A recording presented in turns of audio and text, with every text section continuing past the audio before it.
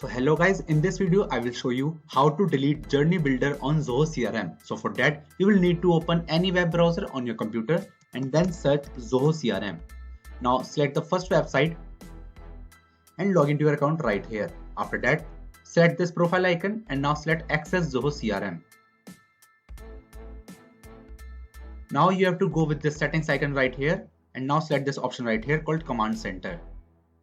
Now first of all you will have to choose which journey builder you want to delete, and after selecting that you have to put your cursor on that particular journey builder, and after that you can see this option right here.